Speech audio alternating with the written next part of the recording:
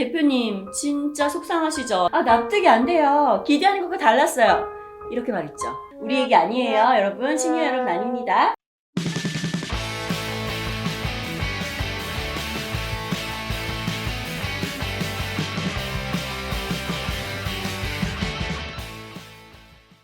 자, 그러면 그들이 가장 많이 했던 납득이 안 된다라고 했던 거에 대해서 한번 생각해 볼게요. 뭐가 납득이 안 된다고 말했어요? 회사 제도 왜 이렇게 해요? 왜 갑자기 이거 쓰라고 해요? 왜 이 사람 연봉 이렇게 주고 왜 갑자기 성과급 이렇게 줘요? 라는 얘기도 많이 들어봤죠. 그 핵심은 기준이 없다는 거예요.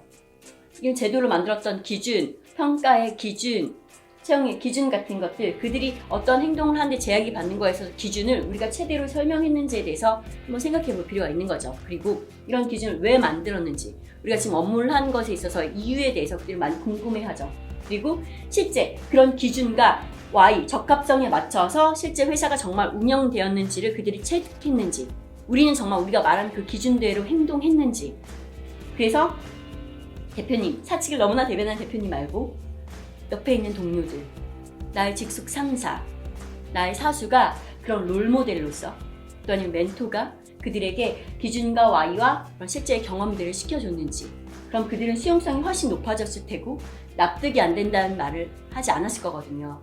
그렇지만 우리가 MZ세대를 품어야 되는 이유는 우리가 타깃하는, 그리고 미래의 핵심 인재로서, 핵심 사회의 저의 고객층으로서 MZ세대의 마음을 이해하지 못하고 그들의 마음을 가장 잘 이해하는 MZ세대가 우리 조직의 구성원으로 있지 아니하면 우리가 도태되기 때문인 거죠. 그러니까 우리가 품어야 될 수밖에 없고, 그리고 우리는 비즈니스 성장을 앞당기기 위해서, 견인하기 위해서 MZ세대들이 무엇 때문에 퇴사하고 어떤 것 때문에 반대로 하면 우리 회사가 더 그들에게 매력적으로 다가갈 수 있는지를 생각해 볼 수 있거든요. 그런 의미에서 납득이 안 된다는 그들의 말 안에 숨겨진 기준과 Y와 경험에 대해서, 롤모델에 대해서 저희는 더 잘 개발하고 보여줄 필요는 확실히 있는 거죠. 그리고 두 번째, 기대한 것과 달랐다고요. 아니, 이만큼 일을 할지 몰랐죠. 업무량이 이렇게 많을 줄 몰랐고, 아니, 그리고 회사 생각보다 돈 이렇게 잘 버는데 왜 전 이만큼밖에 안 줘요? 라는 얘기 진짜 많이 들었을 거예요. 이 와중에도 우리가 해볼 수 있는 것들은 있어요. 그게 가장 먼저는 실은 기대치에 대한 합의입니다. 기대한 것과 달랐어요 라는 얘기를 쪼개보면 우리는 각각의 상상력이 너무 많은 것들을 맡긴 게 있어요. 우리 직무기술서 상세하게 공고문에 올렸나요?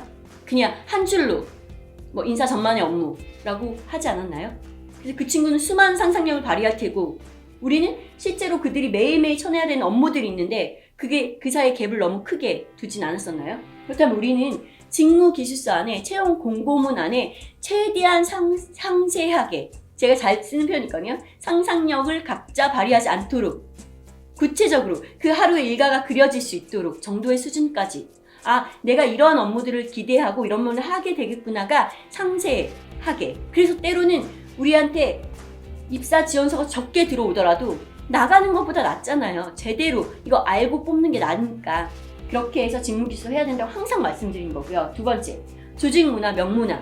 우리 솔직히 채용 공고문에 예쁜 회사 모습 보여주고, 그 다음에 우리 복리후생 좋아요, 우리 복지 좋아요 라고만 얘기하는데, 실제 우리 회사가 어떠한 미션과 비전과 핵심 가치를 가지고 어떠한 일하는 원칙을 가지고 일하는지에 대해서, 우리는 회의할 때 이런 그라운드 룰이 있고, 우리는 일할 때는 서로 이렇게 바로바로 협업이 되고 하는, 기대하는 것들에 대해서 눈칫밥으로 알아가는 게 아니라 실제 명문화되어 있고, 이렇게 행동하는구나가 빠르게 흡수될 수 있도록, 이게 훈화 말씀이 아닌 뭔가 선포되어지고 그런 것들이 아닌, 구성원들 안에서 합의되어진 이렇게 행동하는 것이 우리 회사의 성장이 되었고 개인에도 성장이 되었다라는 경험이 축적지가 쌓여진 그런 명문화된 조직 문화, 컬처덱이 있는지 생각해 보셔야 되는 부분인 거예요. 네. 그리고 마지막으로 쓴소리, 인당 생산성에 대해서, 그러니까 회사 살림에 대해서, 회사가 수익이 나기까지 어떠한 구조와 어느 정도 비용이 발생되는지에 대해서 우리가 설명한 적이 있는지를 한번 반성해 봤으면 좋겠어요. 솔직히 대표님들 중에서도 우리가 막 본업을 잘해서 비즈니스에 대해서 너무 빨리 파악해서, 너무 잘 파악해서 성장하시고 회사가 잘 된 경우가 많잖아요. 그랬다가 또 운영적인 것들을 생각할 때 헉헉 막히고 돈이 이렇게 왜 이렇게 빨리 사라지지? 라는 말씀을 진짜 많이 하시는데요. 저희는 조직을 운영하는데, 회사를, 기업을 운영하는데 얼마나 비용이 드는지에 대해서 구성원에게도 알려줄 필요가 있습니다. 통상적으로 저희가 인당 2.5배 이상의 수익이 나지 않으면 회사가 더 나은 결과가 나기 어렵다, 수익을 내지 못한다라고 말하는데요. 쉽게 생각해 볼게요. 제가 대표님들에게도 항상 많이 말씀드리는 건데 이거를 구성원에게도 말해줘야 되는 거예요. 자, 뭐냐면 100억 매출액에 따라 다를 수 있어요. 그렇죠? 그렇지만 보통 통상 법인세를 벌어들인 매출의 20%를 법인세로 냅니다. 그리고 10% 부가세를 내요. 그리고 우리가 직원을 하나 뽑는 데 있어서 연봉이 1,000만 원이라고 하면 1,000만 원만 드는 게 아니라 4대 보험으로 최소 연봉의 20%가 발생합니다.